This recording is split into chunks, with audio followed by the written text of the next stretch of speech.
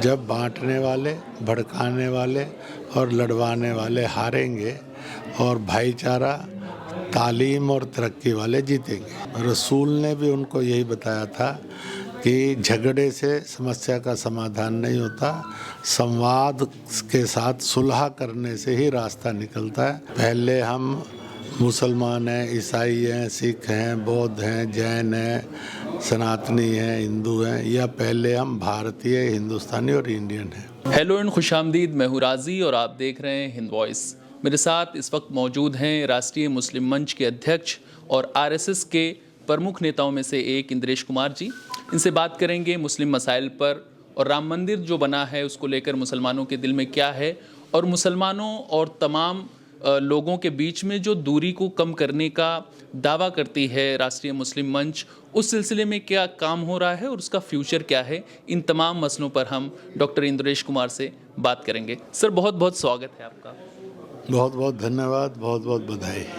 Sir, 2002 से आपकी तंजीम है राष्ट्रीय मुस्लिम मंच, जिसका मोटो है कि मुसलमानों में, अक़लियतों में और दूसरी कम्युनिटी के लोगों में जो तफ़रक़ा है या जो दूरी है उसको कहीं ना कहीं कम करने का काम करती है। सर, इस मामले में आप उसको कितना कामयाब पाते हैं अपनी ऑर्गेनाइजेशन को?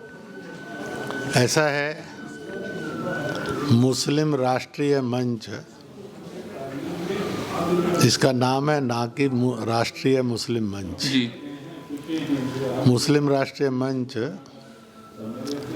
लगभग 21-22 साल का सफ़र पूरा कर चुकी है।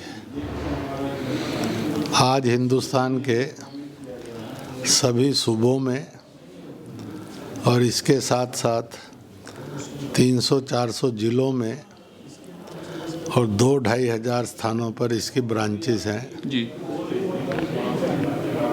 15-20 लाख से अधिक मुसलमानों से इसके डायलॉग हुए हैं। सैकड़ों ब्रांचेस और हजारों हजार कारकुन हैं, इसके कार्यकर्ता हैं। इसने मुहिम चलाई थी इस बात पर कि रसूल ने फरमाया था, जी। गाय का गोश्त जहर होता है, इसका दूध और घी शिफा और इलाज होता है।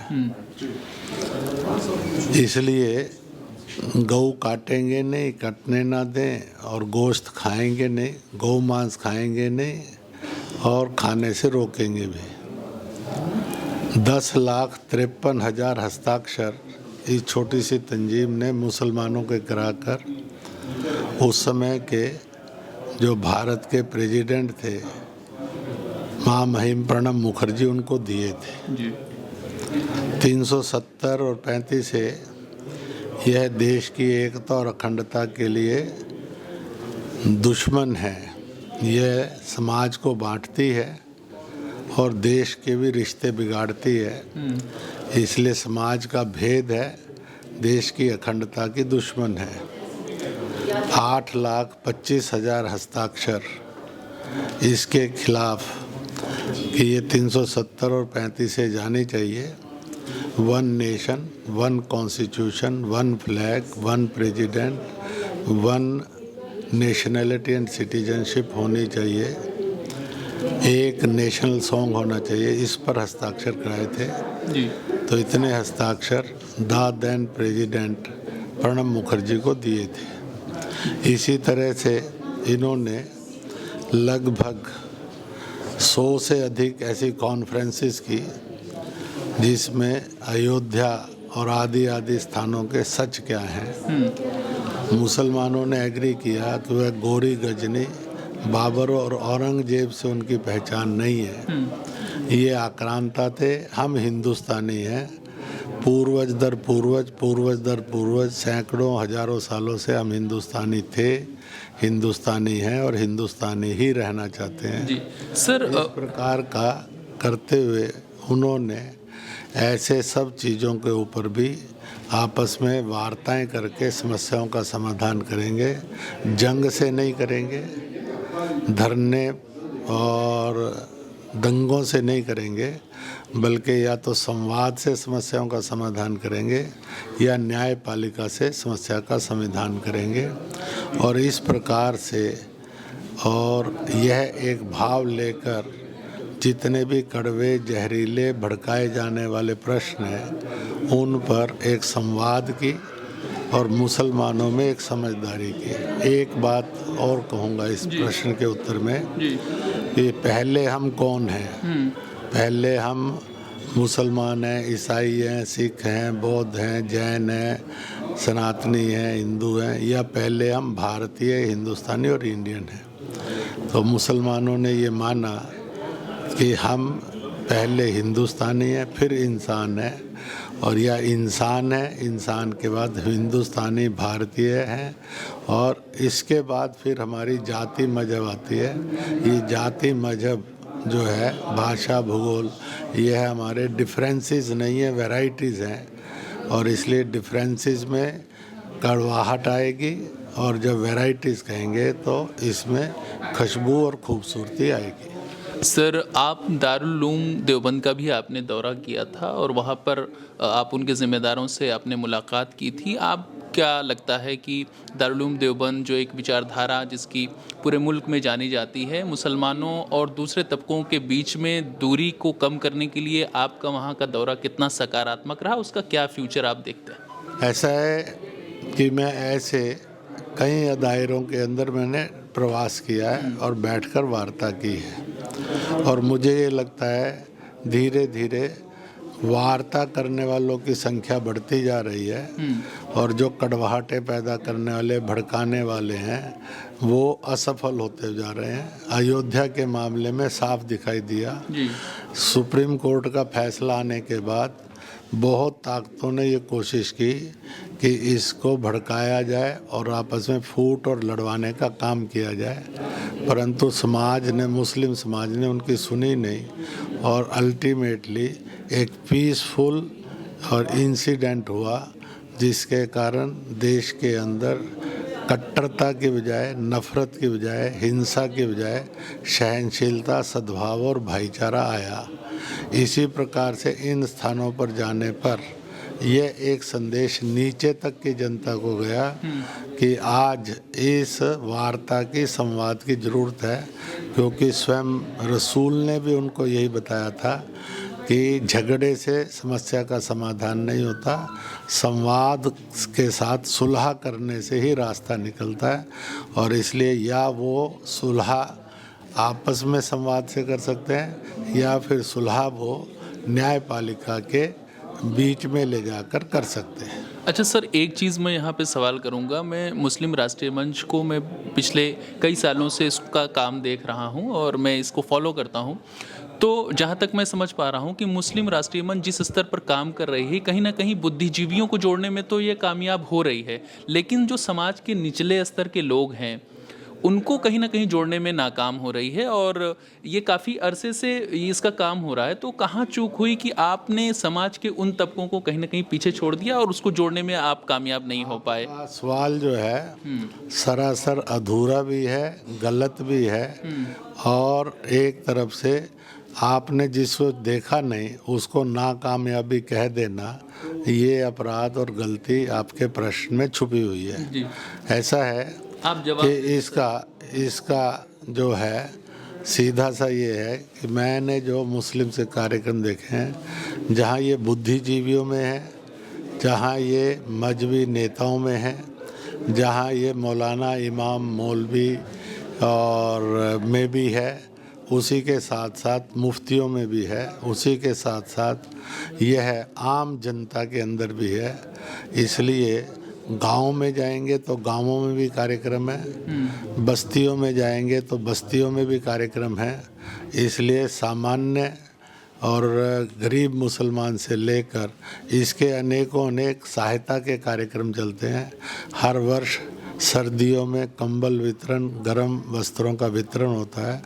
मदरसों के अंदर बच्चों के फीस और उनके साथ साथ किताबें, उसके साथ बस्ते देने का काम होता है। इसी तरह से उनको और तलाक में ना फंसें बल्कि सुलह से परिवार रहें आपस के अंदर, इस बात की भी ट्रेनिंग और वर्कशॉप उनकी लगती है।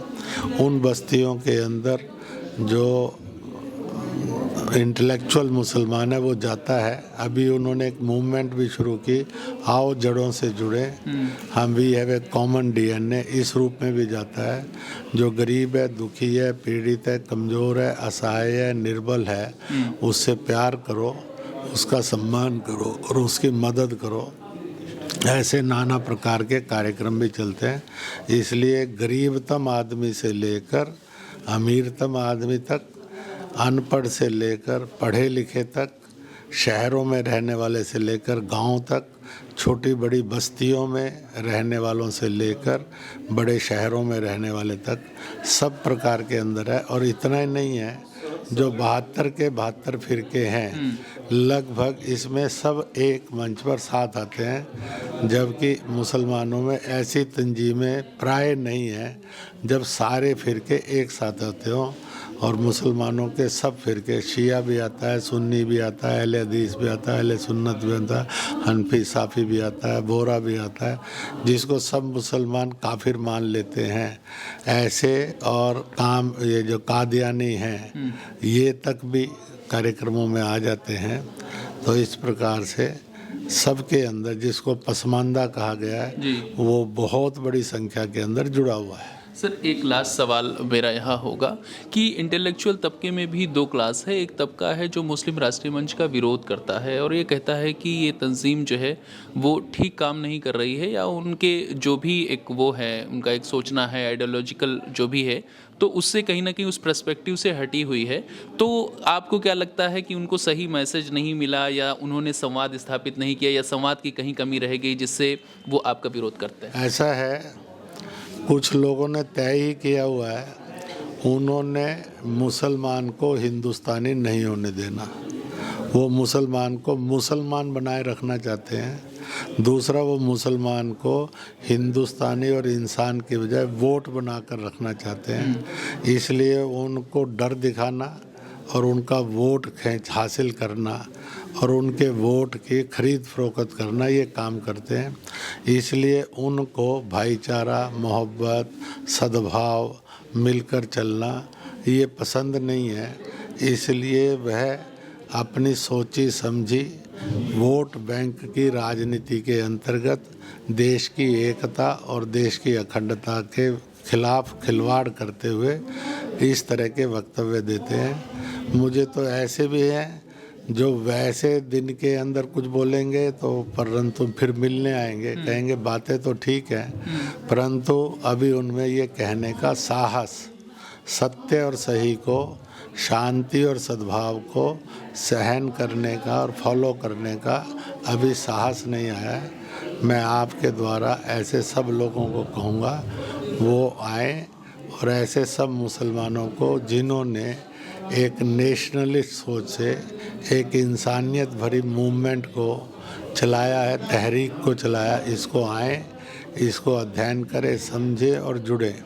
मैं इतना कह सकता हूँ, प्राय सभी दलों के, समाजवादी पार्टी होगी, कांग्रेस होगी, जनता दल होगा, आप पार्टी होगी, तो कहीं पर और तरह तरह के छोटे बड़े दल होंगे, टीएमसी होगी, इनके बहुत मुस्लिम सांसद, विधायक भी मिलने आते हैं, नेता भी मिलने आते हैं, और वो समझते हैं कि केवल यही एक काम है जो मुसलमानों की भलाई के लिए भी है और हिंदुस्तान की भलाई के लिए भी है, और सब धर्मों को जोड़ने वाली मुहिम के रूप में काम करता हुआ दिखाई देता है।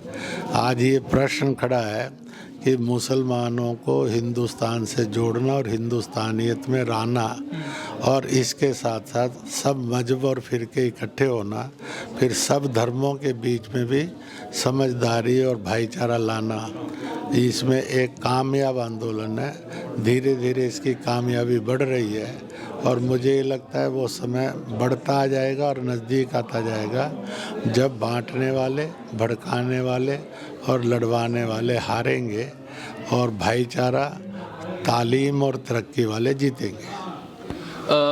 बहुत बहुत शुक्रिया सर, आपने हमसे बात की, अपने वक्त दिया। ये थे डॉक्टर इंद्रेश कुमार, राष्ट्रीय स्वयंसेवक संघ के प्रमुख नेता हैं और राष्ट्रीय मुस्लिम मंच के सदर हैं और कहीं ना कहीं इन्होंने ये कहा कि संवाद स्थापित करने से जो दोनों फिरकों के बीच में एक दूरी है उसको कम किया जा सकता है। फिर मिलेंगे एक नई शख्सियत के साथ। देखते रहे हिंद वॉइस।